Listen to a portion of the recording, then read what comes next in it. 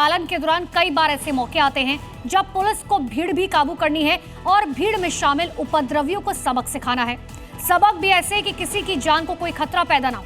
योगी सरकार ऐसी स्थिति से निपटने के लिए अपनी तैयारियां मजबूत करने जा रही है।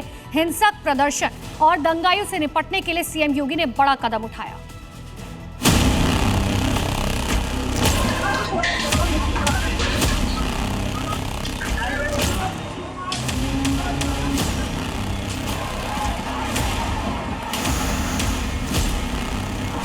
यूपी की पत्थरबाज गैंग सुधर जाए। पुलिस पर हमला करने वाली अराजक गैंग बाज आ जाए।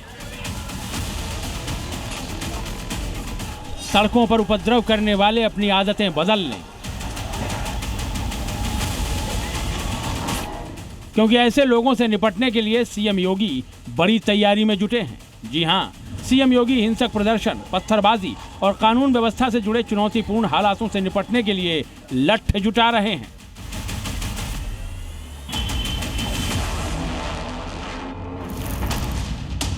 योगी सरकार पुलिस के लिए बड़े पैमाने पर सुरक्षा और भीड़ नियंत्रण उपकरण खरीदने जा रही है।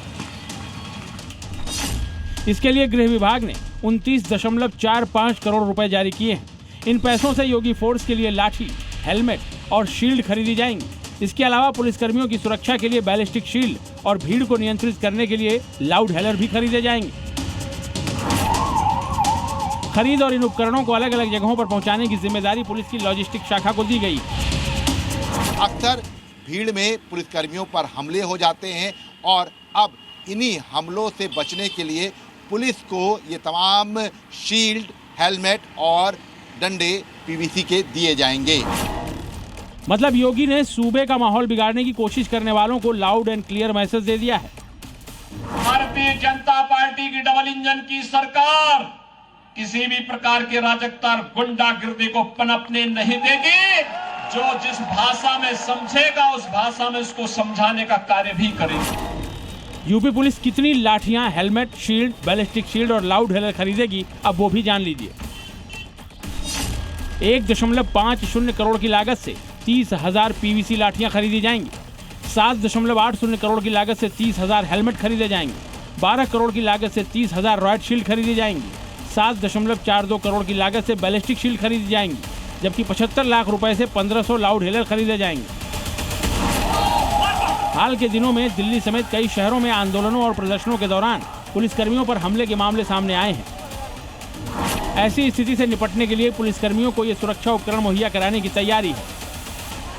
ये बांस के डंडे हैं, वो पहले इनका यूज होता था और अब इनको जो है इनसे क्या होता था कि अगर किसी को एक तो वजन था, साथ ही इनके खराब होने का भी डर रहता था। लेकिन अब ये जो पीवीसी डंडों का जो निर्माण कराया जा रहा है, तो इनमें क्या है कि ये एक तो हल्के हैं।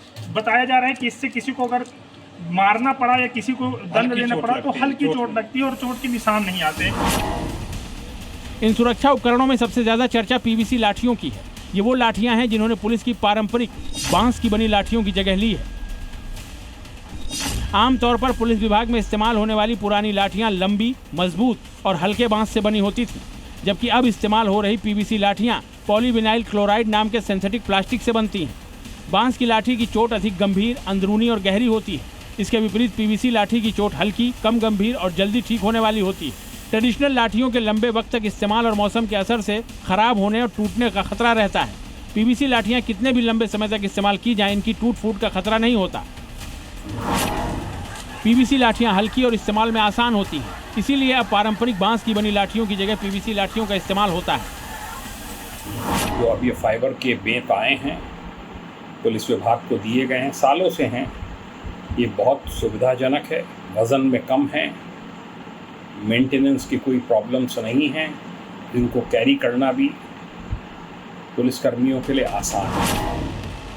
सवाल यह है कि अभी इन सुरक्षा उपकरणों की खरीद की जरूरत क्यों पड़ी? दरअसल आने वाले वक्त में श्री कृष्ण जन्माष्टमी, गणेश चतुर्थी, दशहरा और दीपावली जैसे त्योहार हैं।